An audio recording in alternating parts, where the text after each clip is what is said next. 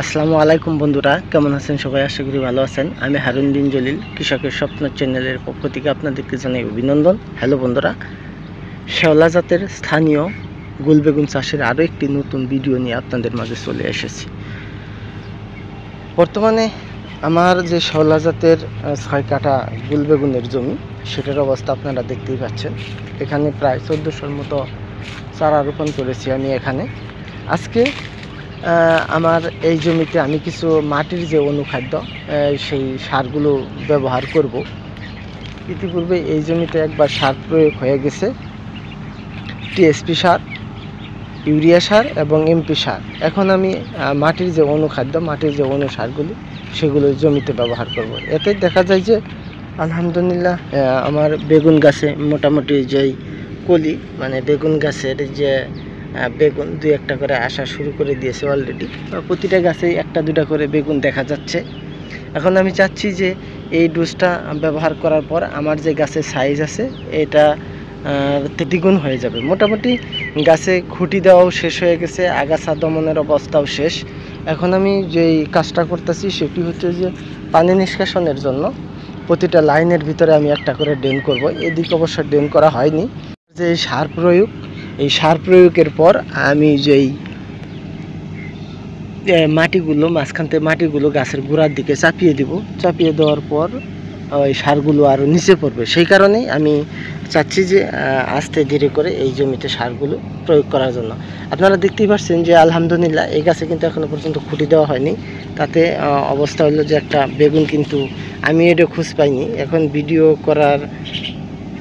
Video করার জন্য চলে আসার পর দেখতে পাচ্ছি যে একটা বেগুন কিন্তু অলরেডি ধরে ফেলেছে। তারপরে পোকা আক্রমণ করেছে, কারণ ফার্স্ট পর্যায়ে বেগুন আমি পোকা নিয়ে এখন তেমন গুরুত্ব দিচ্ছি না, কারণ যে একটা ডোগা যদি খেয়ে ফেলে আরও 3টা ডোগা গজাবে, সেই জন্য কোনো সমস্যা নাই। আমি চাচ্ছি যে গাছের গ্রোথটা ঠিক রাখার জন্য, সেই কারণে পোকার প্রতি তেমন গুরুত্ব দিচ্ছি না। তারপরেও আমার জমিতে পোকা নেই বললেই চলে।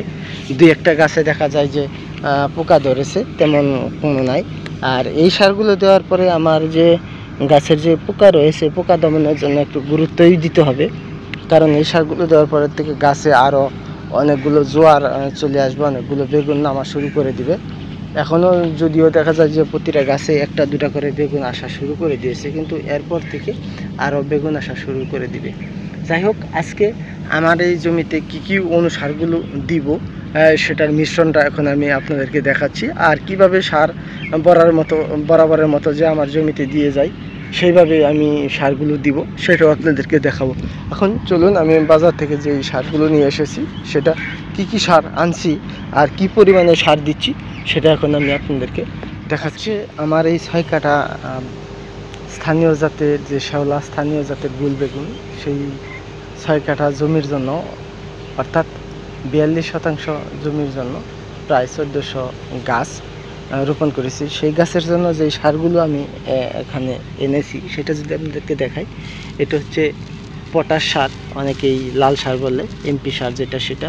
আর এখানে হচ্ছে ইউরিয়া সার, অনেক এলাকায় এটা সাদা সার বলে থাকে।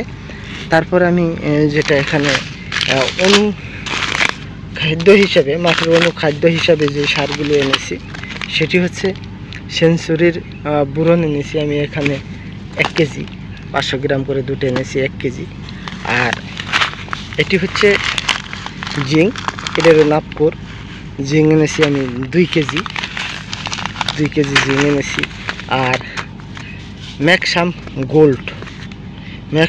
গোল্ডটা এনেছি 2 কেজি, এখানে 2 কেজি ম্যাক্সাম গোল্ডও এনেছি 2 কেজি।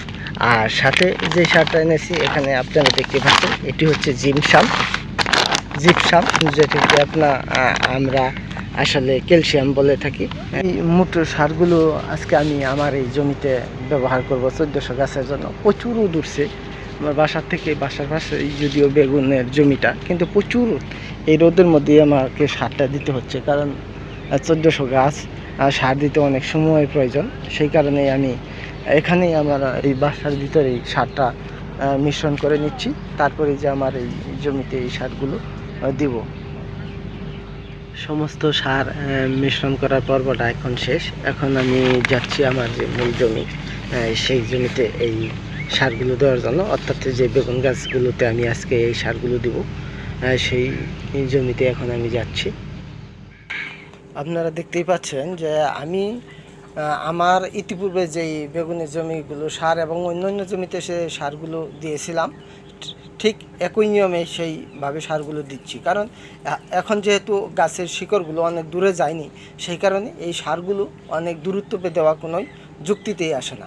সারের শিকড়গুলো যেহেতু গাছের আশেপাশেই রয়েছে, সেই কারণে গাছের চারপাশেই এইভাবে বৃত্ত আকারে সারগুলো দিয়ে দিচ্ছি। এতে দেখা যায় যে সারের অপচয় যেমন কম হবে, তেমনি সারগুলো সহজেই গাছ গ্রহণ করতে পারবে। সেই কারণে এই পদ্ধতিতে সারগুলো দিয়ে দিচ্ছি। আর যদি আমি গাছের গোড়াতে একদম গোড়ার দিকে সারগুলো দিই, তাহলে দেখা যায় যে সারগুলো দিচ্ছি, এই সারগুলো দেওয়ার ফলে গাছের গোড়া পচন হতে পারে। পচন ধরে গাছগুলো, গাছের যে চামড়া রয়েছে, গাছের যে ছাল রয়েছে, সেগুলো নষ্ট হয়ে যেতে পারে, অবশেষে গাছগুলো মারা যেতে পারে। সেই কারণে এই পদ্ধতিতে সার প্রয়োগ করলে সারেরও যেমন কোনো অপচয় হয় না এবং গাছেরও কোনো ক্ষতি হয় না। আলহামদুলিল্লাহ, অবশেষে আমার সম্পূর্ণ বেগুনের জমিটিতে সম্পূর্ণ গাছের গোড়াতে বৃত্ত আকারের যেই অনুসারগুলো সেগুলো দেওয়া শেষ হয়ে গেল। আশা করছি ভিডিওটি আপনাদের ভালো লাগবে। আর ভিডিওটি যদি আপনাদের ভালো লাগে তাহলে অবশ্যই লাইক কমেন্ট শেয়ার করবেন। আর যারা আমার চ্যানেলে নতুন তারা অবশ্যই আমার চ্যানেলটি সাবস্ক্রাইব করে রাখবেন। ধন্যবাদ।